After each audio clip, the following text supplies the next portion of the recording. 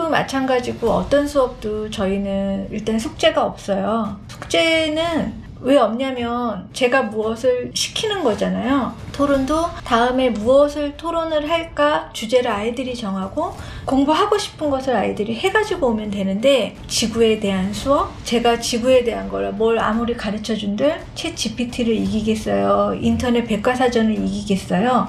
제가 하려는 것은 자발적이고 능동적인 수업이기 때문에 아이들이 저 지구에 대해서 공부하고 싶어요. 그러면은 지구에 대해서 공부하려면 어떻게 해야 되는지 그 방법을 찾는 거가 공부죠. 미술교육이랑 예술교육이랑 모든 교육이 거기는 이제 같은 방향인 거예요. 되게 창의성을 기르기 되게 좋을 것 같아요. 네, 그러면 어떤 아이는 저는 이런 방식으로 배울래요. 지점토를 준비를 하고, 어떤 아이는 정말 PPT를 준비하고 책으로 준비를 하고 자기만의 방식으로 이렇게 준비를 해서 모이니까 너는 그렇게 준비했구나 이러면서 그것도 이제 또 재밌는 거예요. 서로 공부도 되고. 네. 서로 다른 생각을 교환하고. 자신에게 맞는 적절한 방법을 스스로 찾게 했다. 그게 좀 이어지는 것 같거든요, 내용이. 네. 논술, 오늘의 이제 수업이 논술이다 해도 토론을 하고 싶니? 글을 쓰고 싶니? 문제집을 풀고 싶니? 이렇게 물어봐요. 전 오늘은 글 쓰고 싶어요. 우리가 글을 쓸 때 쓰고 싶을 때가 있어요. 근데 어느 날은 좀 글 쓰는 거 말고 조금 이렇게 덜 생각하고 싶을 때도 있어요. 이렇게 다양하게 선택하도록 그냥 제시를 하죠. 그러면서 또 이러죠. 내가 이제 몇 가지를 제시를 해요. 근데 이게 다 싫다. 그러면 어떻게 해야 돼요, 선생님? 이렇게 아이들이 그럼 집에 가야지. 여기 왜 와? 그러기도 하죠. 굉장히 열려있는 듯한 느낌이요, 사고가. 그러면 아이들이 올 때 오늘은 가서 난 뭘 할까? 그렇죠. 네. 그게 이제 말씀하신 스스로 적절한 방법 스스로 찾게 하는. 네.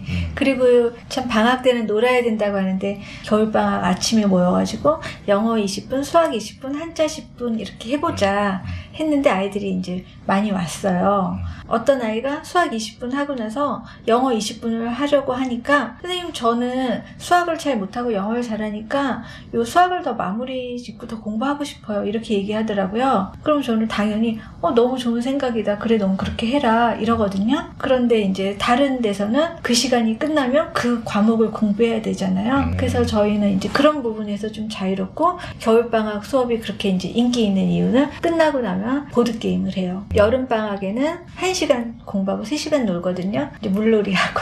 너무 좋아하겠다. 네, 컵라면 먹고. 네. 그러니까 아침에 공부하러 나오는 게 즐겁다는 인식을 심어주고 싶은 거예요. 아이들이 배울 게 그거지 얼마나 많은 공부를 하겠어요. 방학 때 사실 놀아야 되잖아요. 근데 이 아이들은 이번 여름 특강은 뭐예요? 이러면서 기다리고 있어요.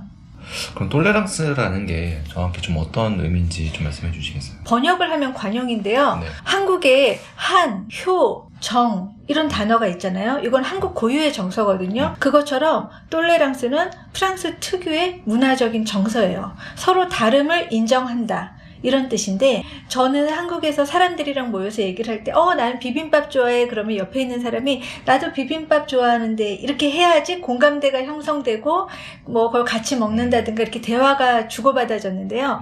프랑스 가서 얘기를 하는데, 내가 비빔밥 좋아한다 그러면 앞에 있는 사람은 난 스테이크 좋아해. 나는 육식을 하지 않아. 이렇게 서로 다른 걸 좋아한다라고 끊임없이 발언을 하는데도 그 대화가 잘 이루어지더라고요. 그러니까 서로 달라야지 재밌는 거 아니야? 서로 달라야 좋은 거 아니야?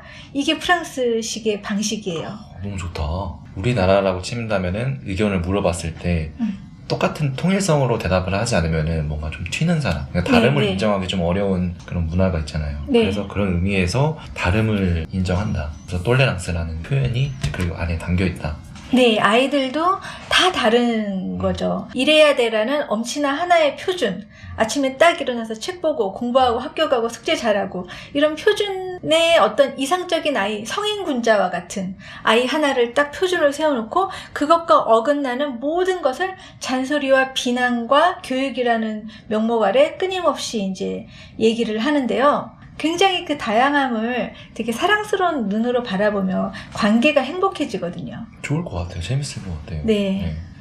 그 아이들의 토론에 좀 개입하지 않는 이유가 있으시다면은. 제가 외국에서 어학 연수를 할 때 이런 일이 있었어요. 어떤 아이가 커피를 마시고 있는데 선생님께서 교실 안에서 커피 마시지 말아라 이렇게 얘기를 했거든요. 근데 여기서 이제 친구랑 그 친구가 교실 안에서 커피 안 돼 이렇게 얘기했어요. 그럼 어떻게 하시겠어요, 선생님은? 마시면 안 되는구나. 커피를 안 마실 것 같아요. 그죠? 네. 근데 독일 친구는 어떻게 하냐면요. 여기가 문이에요. 그러면 왼발은 교실 안에, 오른발은 교실 밖에, 그리고 오른손과 컵은 교실 바깥으로. 그리고 친구와는 이쪽으로 얘기를 해요. 마시고 얘기하고. 규칙 다 지켰잖아요. 웃으면서 너 정말 굿 아이디어다. 그러니까 이 친구들은 왜 이렇게 자유로운가? 사고가 왜 이렇게 자유로운가? 왜 눈치를 보지 않는가? 남에게 피해를 주지 않고 자기가 하고 싶은 것이 병행이 되는 거예요. 근데 우리는 그런 교육을 받지를 못해서 선생님이 커피 안 돼 그러면 나가버려요. 그런 것들이 저는 답답하고 싫었어요. 그래서 아주 어린 아이부터 7세부터 8세부터 유연한 사고를 할 수 있는 교육을 하고 싶었어요. 와, 이거 진짜, 그리고 그렇게 했다고 하더라도 그거를 되게 아이디어 좋다라고 얘기할 수 있는 그 분위기도 좀 부럽고. 그러니까 우리는 조금만 규칙에서 어긋나면 비난하는 마음이 있는 것 같아요. 맞아요. 근데 그냥 웃으면 되잖아요. 그래서 수업 시간에도 아이들이 틀리면 막 이렇게 웃어요. 이것도 몰라? 이런 표정이라 이거 또 모른다. 이거랑 좀 다르잖아요. 그래서 저희는 아이들이 많이 틀리고 많이 웃고 그러니까 계속 공부하고 싶고 더 웃게 될 수 있을 것 같아요. 네네네.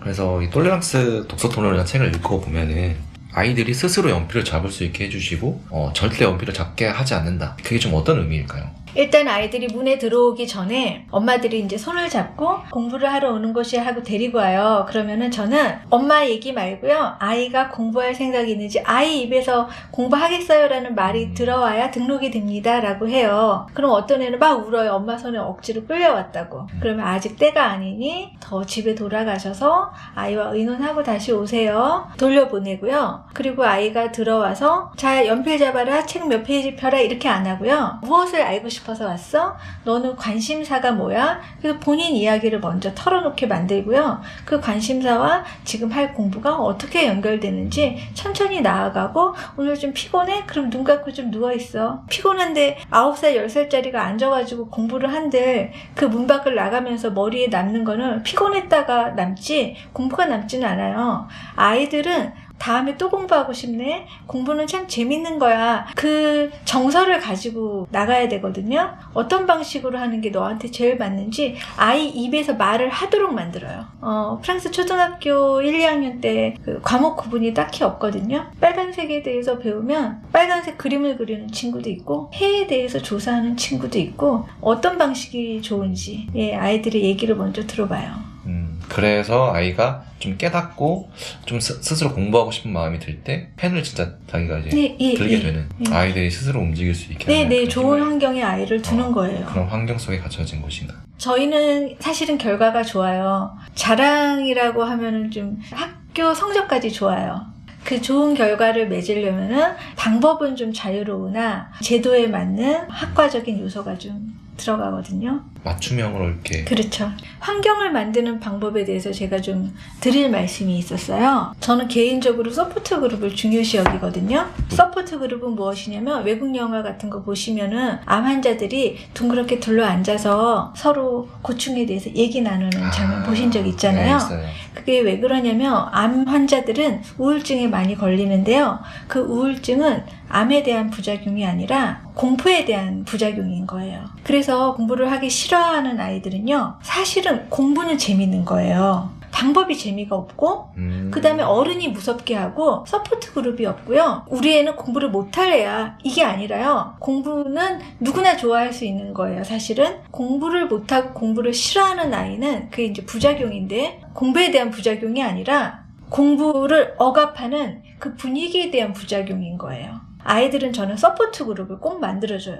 그래서 무슨 책을 읽었어요? 엄마가 위인전기 5권 읽으라고 했지. 이거랑 자기가 집에서 읽어왔는데 일요일 저녁에 아이들이 모여서 넌 뭐 읽었니? 난 이순신, 난 유관순, 나는 안중근. 그래? 네가 읽은 책은 어떤데? 그리고 서로 애들이 이야기를 나눠요. 그러고 나서 우리 이제 나가서 놀까? 그럼 아이들이 일요일 저녁 5시만 되면 와 거기 가서 또 무슨 책 읽었는지 얘기하고 싶어. 나 신문에서 나 뉴스에서 뭐 들었는데 그 얘기하고 싶어. 그래서 아이들이 굉장히 즐겁게 모여서 얘기를 하고 나서 놀아요. 그게 서포트 그룹이거든요. 그러면 그 다음부터는 책을 읽거나 뉴스를 볼 때도 나 이거 이번 주 일요일 날 가서 또 얘기할 거리네. 그러면서 조금 귀담아 듣고 할 말을 좀 준비를 해요. 사실 이 독서는 즐거운 토론으로 이어지고 그럼 그 토론을 누구랑 해요? 엄마랑 애랑 둘이 재미없어요. 일정 시기가 되면 친구들끼리 하거든요. 제가 이제 다음 주 토요일에는 떡볶이 10인분을 또 만들어야 되는데 먹으면서 토론하고 그런 자연스러움이 왜 있지 않고 왜 토론하고 발표하라 그러면 애들이 딱 얼어가지고 네 그랬습니다. 왜 이렇게만 하느냐. 예, 그 부자연스러움이 싫어서 그러면 그게 어른이 돼서 갑자기 될까요? 어릴 때부터 맞아요. 하면 좋을 것 같다. 네, 그렇게 생각했어요.